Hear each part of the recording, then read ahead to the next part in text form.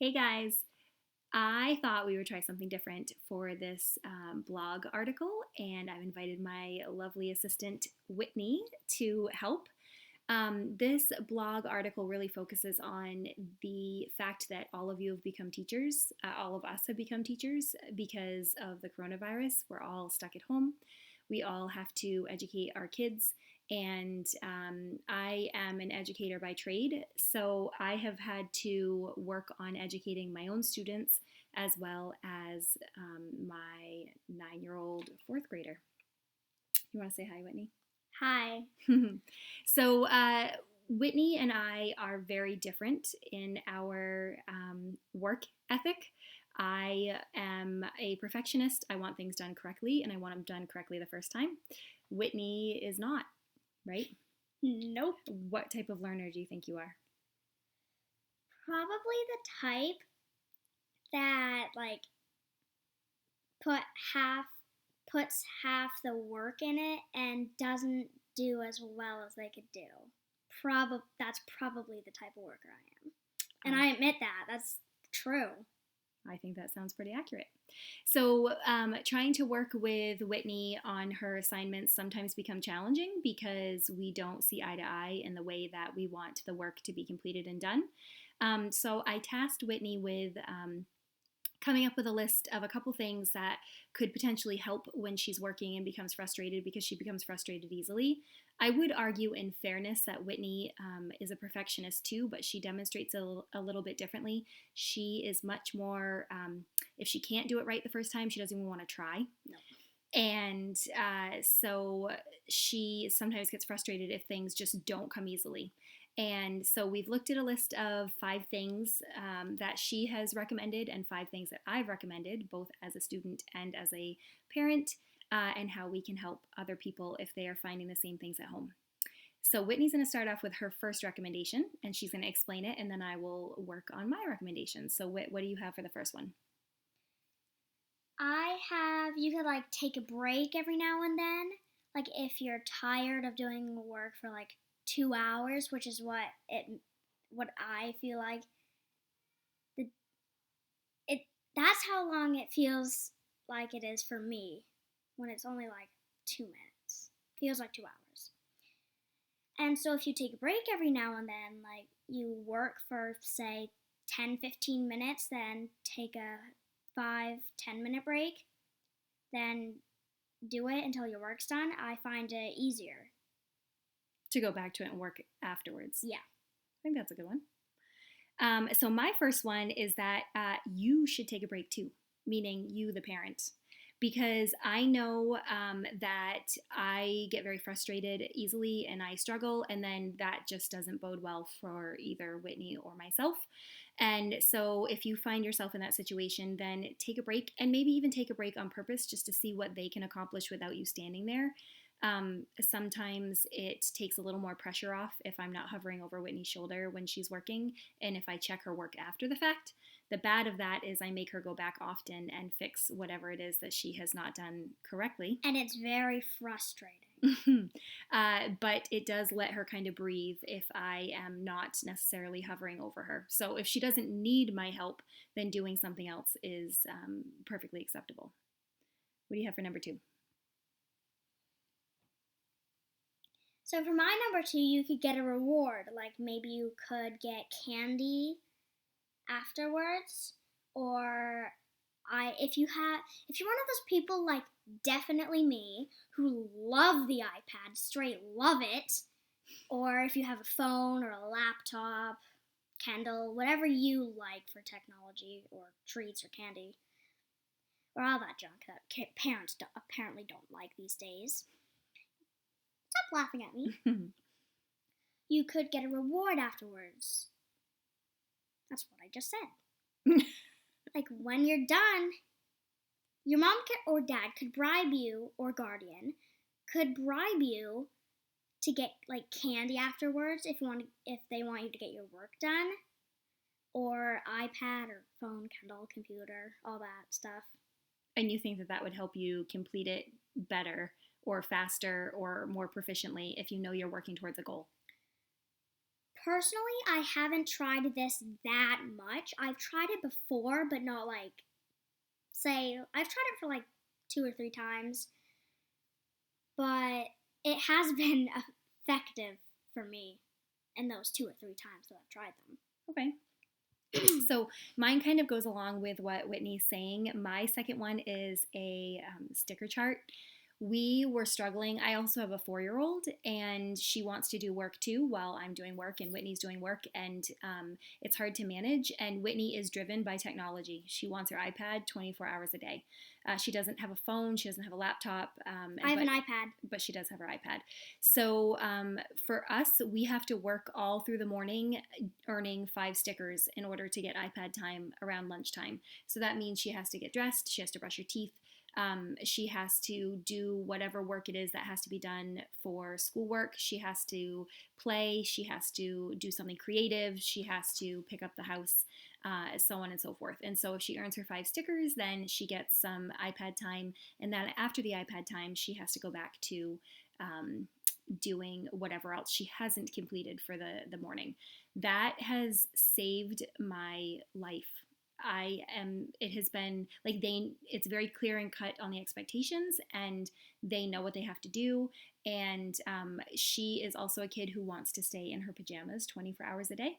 So that doesn't make her very productive, and it also becomes kind of like an extended weekend. So me having to force her into clothing and to brush her teeth so that she's ready for the day, those sorts of things have been helpful in propelling her into those expectations. And you also get to choose what sticker you want. Because recently we ordered a bunch of stickers online, and there's like what, 30 packs of. There was like over 1,400 stickers. Yeah, over 30 packs of just puffy stickers, vehicles, everyday home items, pets, flowers, hearts, animals, smiley faces, math facts, all sorts of things. And I find it fun to choose things. Having your own choice. Yeah. What's number 3? For my number 3 is you could do like calm music, and you could be in a quiet area if you're a sibling.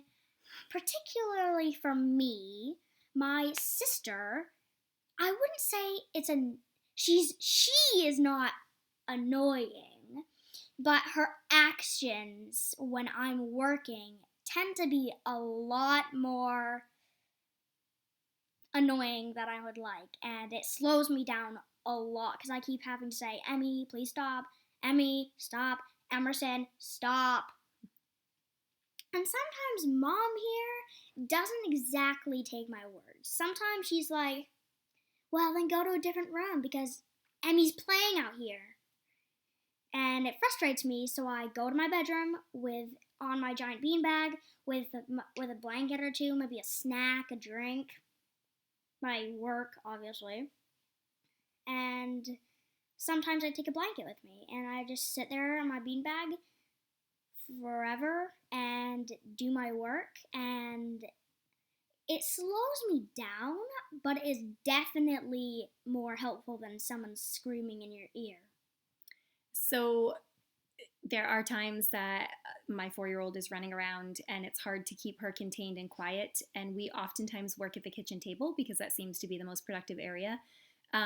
Usually I can make Emerson or have Emerson do something a little bit different, but when I can't, then Whit does choose to go into her room. She has an Alexa in her room, so she can play whatever music she wants to motivate her. It's a little more quiet. She can sit on her beanbag and she can get some work accomplished. I also have a loft bed. Don't give me that face. I also have a loft bed, so sometimes when it's clean, which is rare, I work on my desk that's under my bed, and sometimes it feels like I'm in a cave because, like, the bed is hovering over me. Well, not hovering. It has bars holding it up, but it feels like it's hovering over me, so it feels like I'm in a cave or something. But that also helps. But it doesn't help that the desk is bumpy, because then it makes my work bumpy. But other than that, it's all good. So the third one for me, actually, she already talked about, was to change locations because when we were really struggling, we were trying to do it at the kitchen table, and it just, some days that works and some days it doesn't. And so, her being able to go into her bedroom and sit in her own space has been helpful. You didn't finish the sentence. No kidding. That's weird. Yeah, so the other thing too, which was the other note that I had on the paper, was changing locations is helpful to both. And changing locations could be her changing locations, or it could be me changing locations, depending on who's going to be most affected or most helped by that. If mom's like hovering over my shoulder, watching my every move with my pencil, sometimes I just get up, walk away, and go to my bedroom. She checks on me every now and then to like ask if I have any trash, like for my snacks or anything from my snacks, or if you need help, or if I need help. And she just comes in and says like, "Are you okay? Is your work good? Are you doing it correctly?" It's still quite annoying when she's like, "Are you doing it correctly?" You know, that whole like awful mother thing that we do. Yeah, that whole awful mother thing. But it does help to go in my bedroom and change the location so that she's not hovering over my shoulder for every move. But she does hover over my shoulder for quite some moves, but not every. Remember the whole she rushes through her work and doesn't put her best effort in? You do not need to bring that up a second time. What is your fourth one?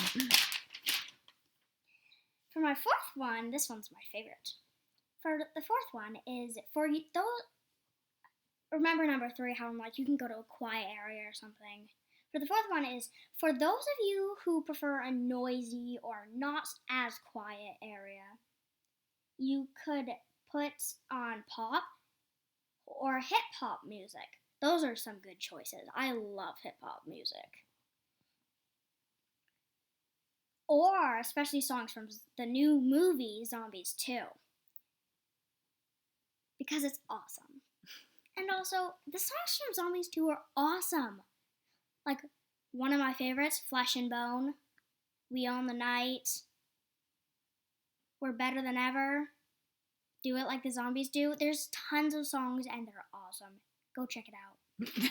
And now it's Mom's turn. So she was kind of thinking that if calm, quiet doesn't work for you and you actually need motivation within music, then you could find something that is a little bit fast-paced and it can motivate you differently. So number 4 for me is I've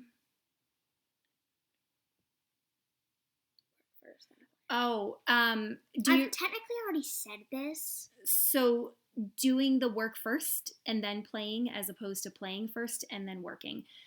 She does not transition well and does not love the idea of being able to do a lot of fun activities and things ahead of time and then be told she has to do her work. So she'd rather do her work and then be able to play. She does get to wake up. Or use technology. Yeah, she does get to wake up and hang out with her iPad for a couple minutes while she's eating breakfast and waking up, because I can respect the fact that she needs a little bit of time for her brain to get going. But after that, she does have to work. Bear in the morning. Like, pretend you're traveling. I know this is like totally off the subject, but pretend you're an adventurer wandering in dark caves in the middle of winter, and you suddenly stumble into a hibernating bear's cave, and Mom is the adventurer. She wakes me up. In my head, and in my words, I don't say bad things, but I'm just a bear in the morning. This is what I see in my mind. I'm like attacking Mom, tearing her to shreds, like crushing her for waking me up. All I say in the morning is, no, I don't want to get up. And then I shove my face back in the pillow. And this is all pretty insightful, by the way. Yeah. But she always comes back in and wakes me up again and is like, get out of bed. Yeah. And, well, I have to get up. But if I had a choice, and I do on the weekends, mostly, when I don't have work I do have to do when I didn't do it on the real days, I sleep and then I get up, use the iPad, breakfast, all that stuff. What's number 5, right?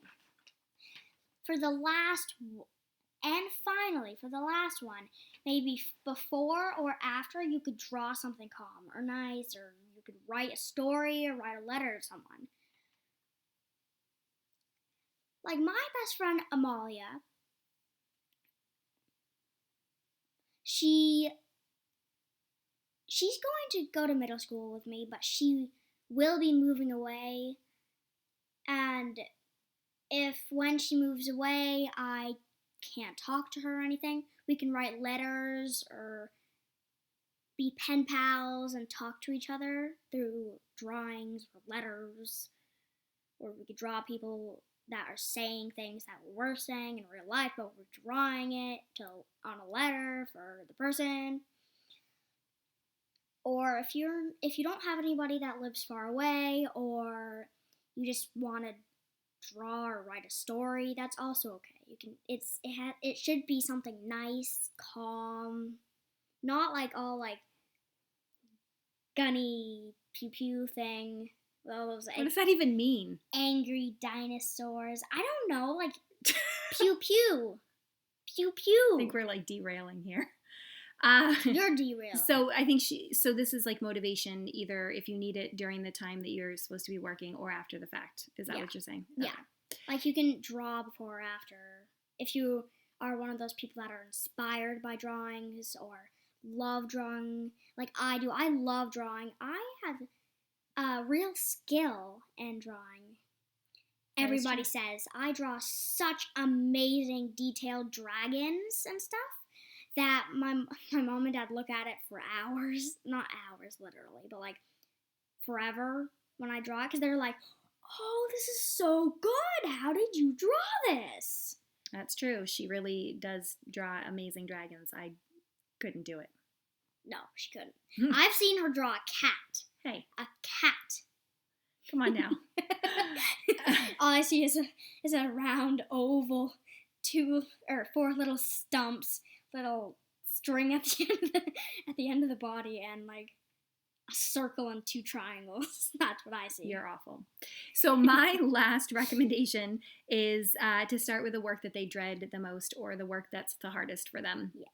Whitney is extremely skilled in reading. She has read since she was 4. I am a reading teacher, as in I don't teach elementary school, I teach middle level, but reading is 8th grade of utmost importance to me. So she is a natural reader and always has been, and so that work doesn't come hard for her often, and it would be, I'd argue, the work that she finds the most interesting. Math, however, also does not come challenging and hard for her, although she would disagree and say that it does, only because she actually has to work at it and think about it. It isn't innate like reading. So if she has the choice of what to do, oftentimes I try and push her into the math subject because she gets easily frustrated. And that takes her the longest, and reading is just something that happens for her. So if you have the choice of putting them into something that either they really enjoy first off out of the gate, or something they really don't, maybe putting them into something that is more frustrating for them, or something that's more challenging for them, getting it done and over with, and knowing that they just get to roll downhill afterwards would be best. Yeah. I am really good at math, and that's a fact. Get it? Math fact. Oh my goodness. Who invited you here? You did. True. But oh, go ahead. Yeah, sorry. When it's like division, I'm good at it, but it frustrates me sometimes when I can't get it right that easily. And she's doing geometry, algebra, fractions, multiplication, division of within fractions, yeah. All that junk, like, what's it called? Addition, subtraction,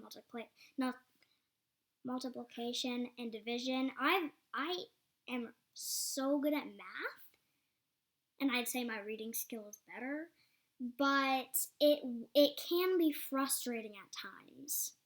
She is not short on ego.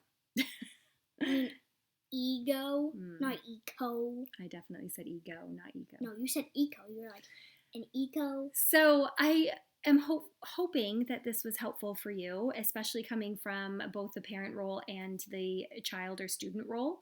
If you're a student or a kid watching this, I'm obviously your favorite.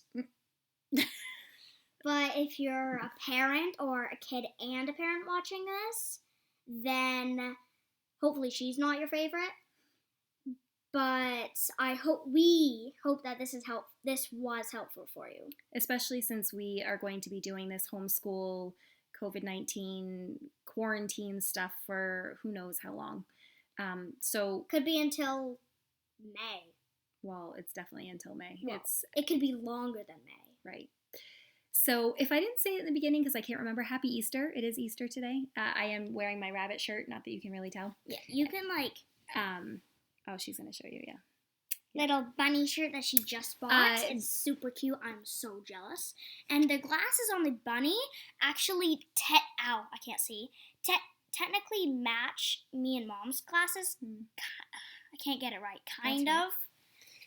Can't see the thing. If you look at Mom's glasses, but that's off the point. So obviously this video is completely unprofessionally done, and we will maybe get better as we go. But we wanted to give you this information because that was the most important part, and perhaps we'll see you around in an upcoming video. Hopefully. Hopefully. Bye.